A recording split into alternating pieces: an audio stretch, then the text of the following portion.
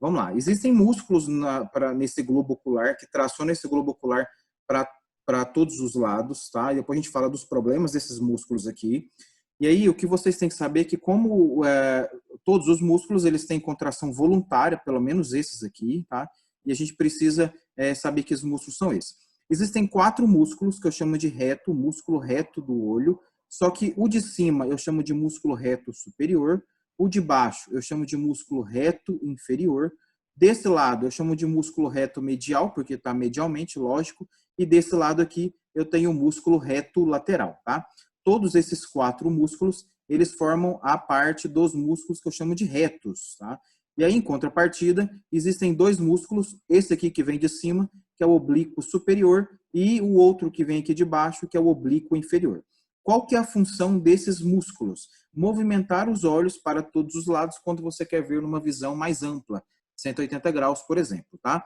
Existe a possibilidade desses músculos eles estarem paralisados por algum processo neurológico ou alguma fraqueza muscular, que eu chamo de estrabismo. O estrabismo pode ser convergente, quando aí eu tenho um músculo reto medial que puxa esse olho para medial, ou eu posso ter o estrabismo divergente, quando principalmente o músculo reto lateral puxa esse olho aqui para a lateral, tá?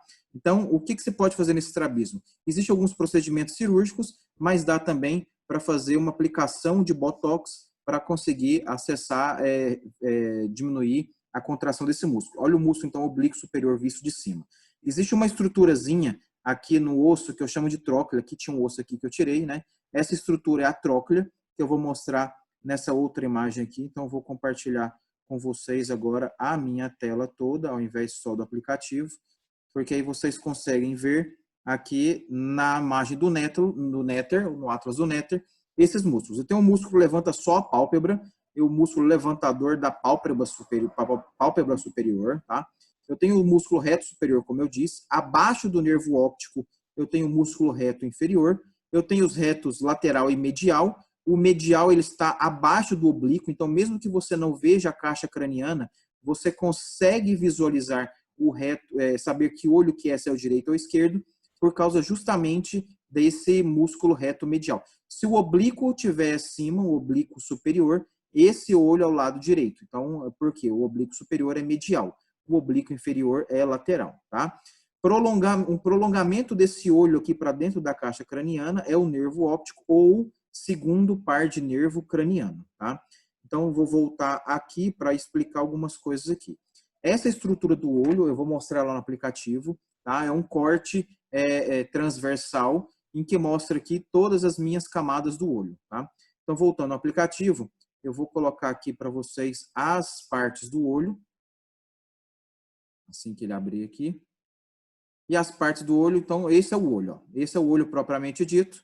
E eu tenho aqui, deixa eu tirar essas seleções aqui.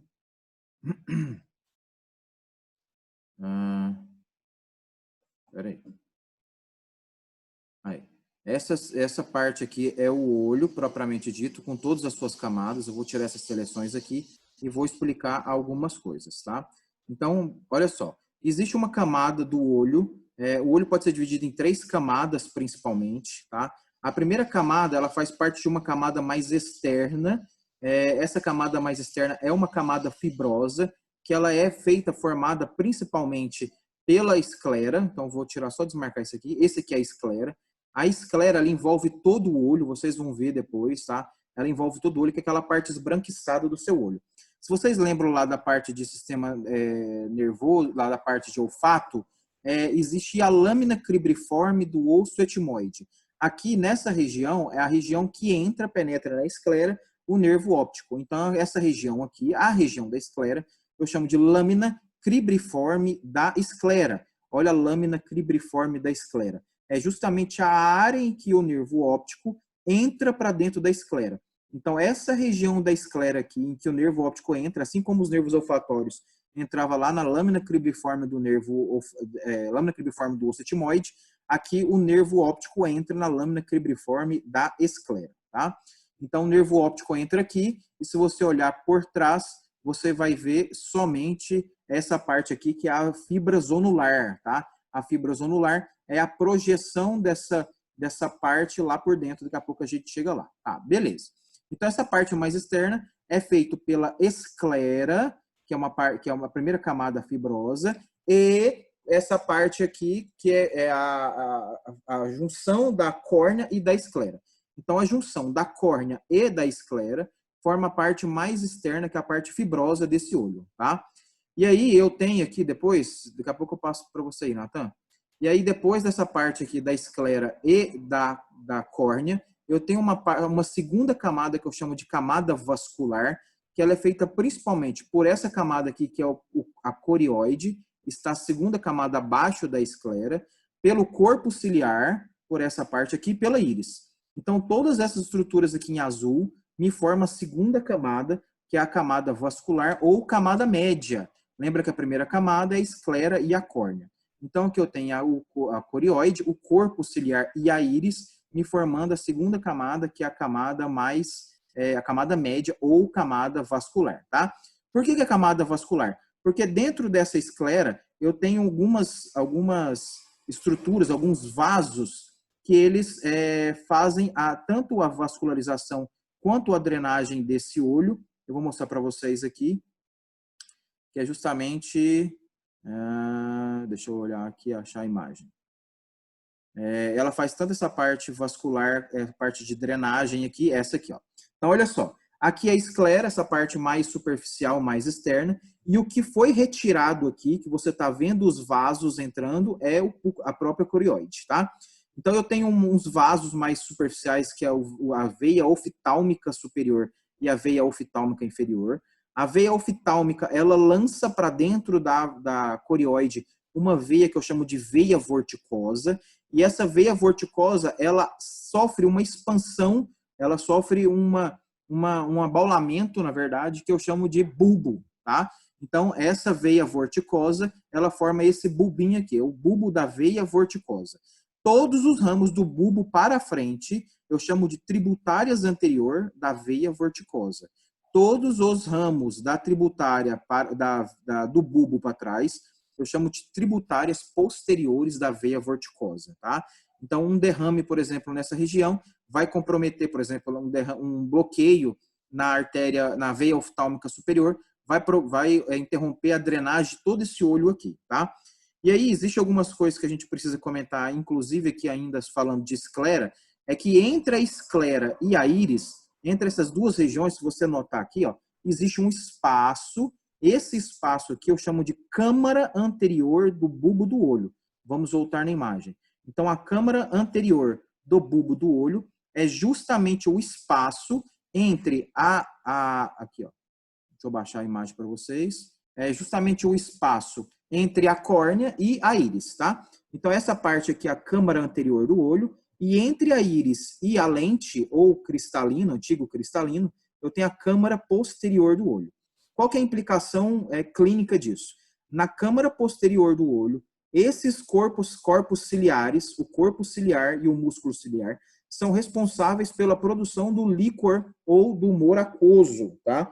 E aí, esse humor aquoso é produzido, então, nessa câmara posterior do olho, ele migra para dentro aqui da retina, e dentro da retina, ele vai sofrer ele vai ser transportado para a câmara anterior do olho, tá?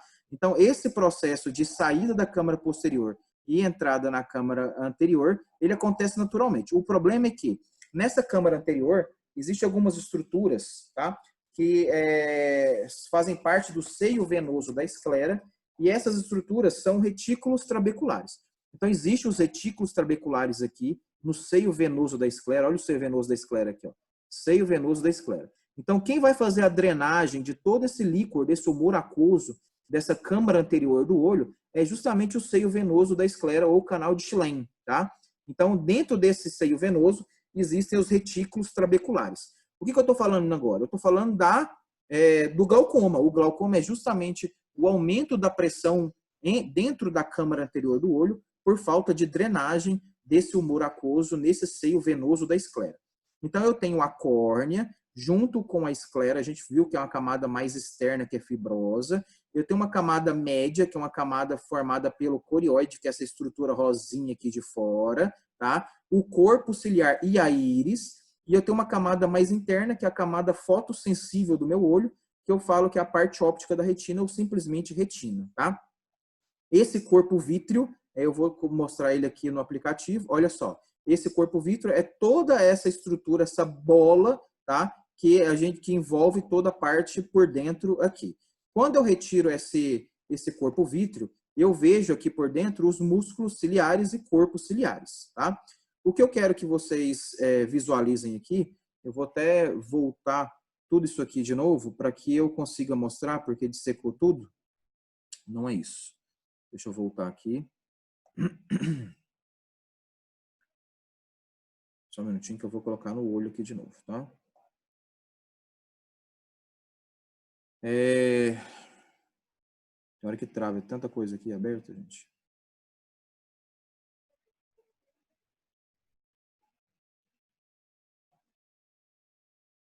Todo mundo tá me escutando enquanto isso? Sim. Beleza. Sim. Sim. Professor, como que é o nome do negócio que tem dentro do seio venoso? O retículo trabecular? Isso. Obrigada. É do seio venoso da esclera, tá? Tá. Ele não tá clicando aqui no meu olho mais. Espera aí. Deixa eu abrir a reunião aqui de novo, só para eu voltar aqui. Vocês estão conseguindo ver minha tela aí? Sim. Sim. Beleza.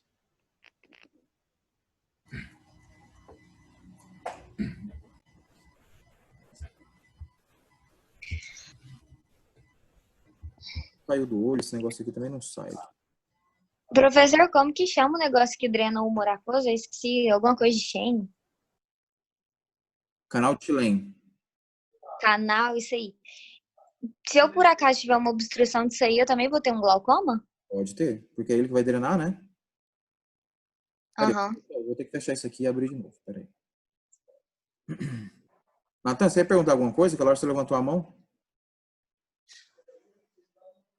Em relação à lâmina cribiforme da Esclera.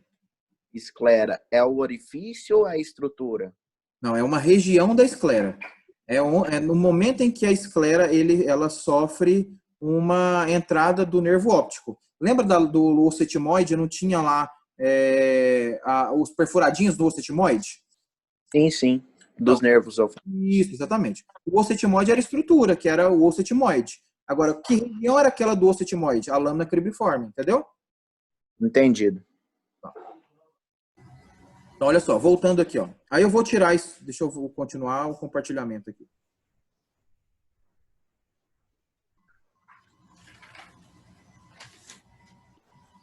Beleza, olha só. Então eu vou tirar essa parte aqui do humor vítreo para a gente conseguir visualizar por dentro aqui. Eu preciso ver isso aqui maior assim, ó. Então vamos lá. Olha que bonito aqui. Isso aqui, pessoal, é a lente, tá? Então a lente ela sofre um processo de achatamento ou de arredondamento conforme a tração desses fiozinhos aqui, ó. Todos esses fiozinhos são fibras zonulares. Se você notar, as fibras zonulares, elas estão ligadas aqui no corpo ciliar ou nos músculos ciliares. Qual que é a função, na verdade, disso aqui? Quando eu tenho o músculo ciliar ou corpo ciliar, ele sofre um relaxamento. Quando esse músculo ele relaxa, ele puxa essas fibras zonulares e as fibras zonulares tensionam a lente. Então, essa lente ela sofre um processo de achatamento e você consegue ver de mais longe.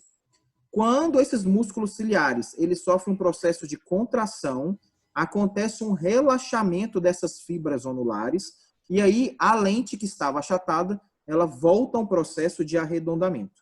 E aí você consegue ver mais de perto. O controle disso, ele é feito pelo sistema nervoso parasimpático, mais especificamente pelo nervo oculomotor. Então, é a parte parasimpática do nervo oculomotor, tá? Tô faltando 10 minutos para acabar a nossa reunião aqui. E aí, olha só, essa estrutura aqui, ó, são os músculos ciliares, tá? O finalzinho dos músculos ciliares eu chamo de ora serrata. O que é a ora serrata? É justamente a transição aqui da retina, que é uma parte fotossensível, e o corpo ciliar. Então, essa região aqui é uma região de transição da região fotossensível para a região que não é fotossensível, que é o corpo ciliar. Lembra que o corpo ciliar ajuda na produção do humor aquoso, tá? Então ele vai ter função essencial lá no humor aquoso, tá bom? E aí, olha só, uma outra coisa que a gente tem que falar é sobre a íris. Então, deixa eu virar aqui e falar para tirar aqui a córnea. Vou tirar a córnea. E aqui a gente tem a íris, tá? Aqui a pupila e a íris. Olha só, a íris, na verdade, ela é músculo liso, tá? E aí, quando eu tenho esse músculo liso aqui da íris, eu consigo visualizar dois músculos envolvendo essa íris aqui. Deixa eu tentar tirar a pupila para a gente ver se a gente vê esses músculos aqui. Paraná.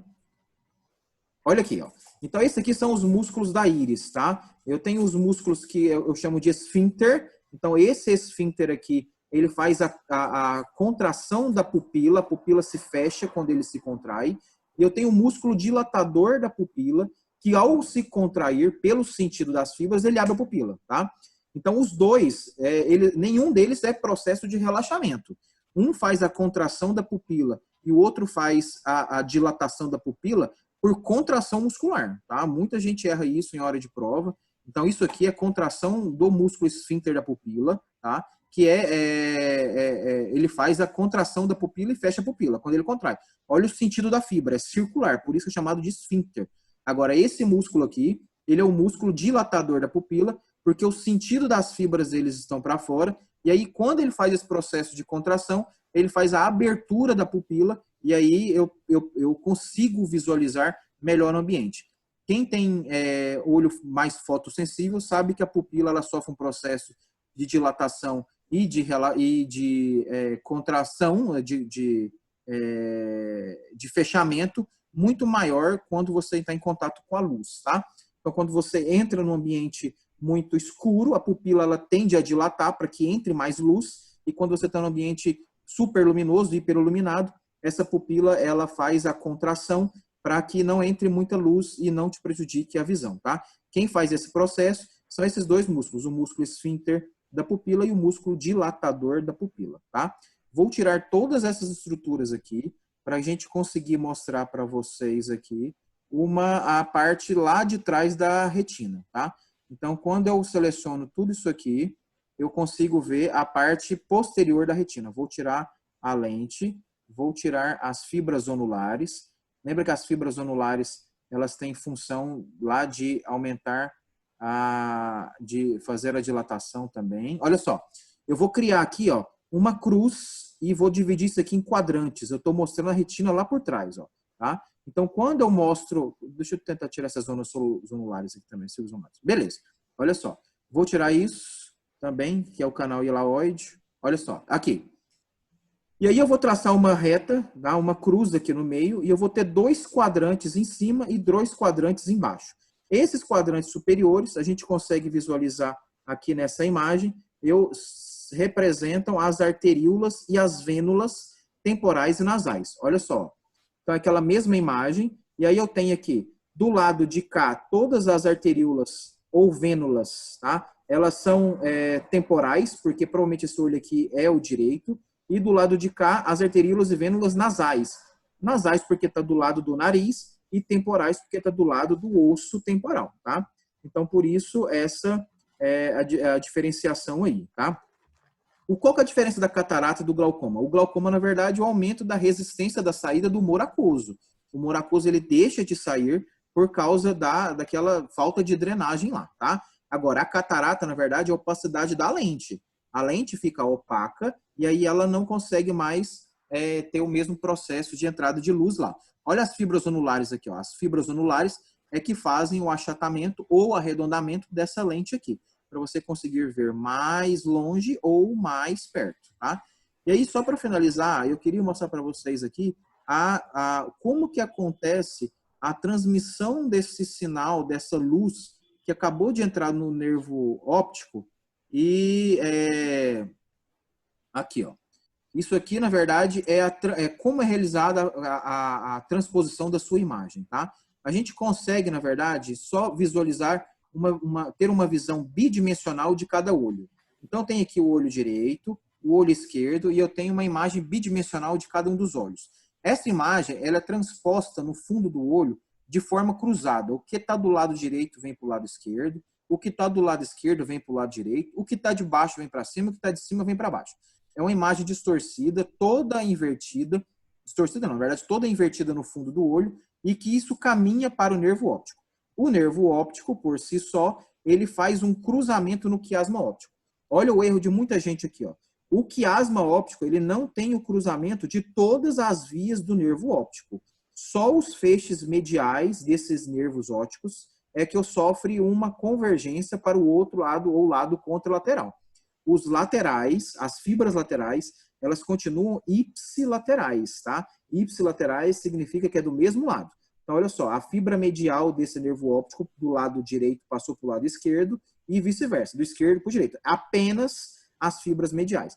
Para onde isso vai? Isso vai convergir, vai radiar para uma estrutura lá do sistema nervoso, que eu chamo de corpos geniculados laterais. Existe o corpo geniculado medial, que está muito relacionado à audição, depois a gente vai ver isso, e o corpo geniculado lateral, que está relacionado à visão. Isso aqui também depois sofre um processo de convergência para o lobo occipital, tá? Então isso aqui vai para o lobo occipital, mais especificamente ali naquela região do sulco calcarino e do parieto occipital que a gente viu, região do cúneo ali, tá? E isso aí faz a formação ou interpretação dessa imagem que você acabou visualizando, tá bom? Então, é isso, na verdade, que eu queria mostrar de anatomia. Não esqueçam dessas estruturas aqui, dessas camadas. É importante a gente entender quais as sequências da camada. Uma última coisa. Na verdade, o processo de armazenamento e condução das lágrimas, a gente sempre acha, na verdade, que isso aqui é glândula lacrimal, que é medial inferior. Pessoal, isso aqui, na verdade, ó, é o saco lacrimal, tá? O saco lacrimal, ele recebe a secreção através dos canalículos lacrimais e depois vai conduzir isso aqui para o ducto nasolacrimal. Mas o que fabrica, na verdade, o que faz a formação dessa secreção, dessas lágrimas, na verdade, são as glândulas lacrimais, tá? Aí as glândulas lacrimais existem uma divisão entre duas partes, que é a parte orbital e a parte palpebral. Assim como os músculos, a gente viu a aula, se vocês já viram músculos de face, existe a parte palpebral e a parte orbital do músculo orbicular do olho. Aqui é a mesma coisa, tá? Então a parte orbital da glândula lacrimal e a parte palpebral da glândula lacrimal. Formou a lágrima, isso vai depois ser transportada lá para o saco lacrimal, o ducto nasolacrimal, e aí depois a gente vai ter uma conexão disso aqui com o olfato, com a cavidade nasal, é onde você fica com um aspecto de secreção na cavidade nasal, tá bom? Eu vou dar uma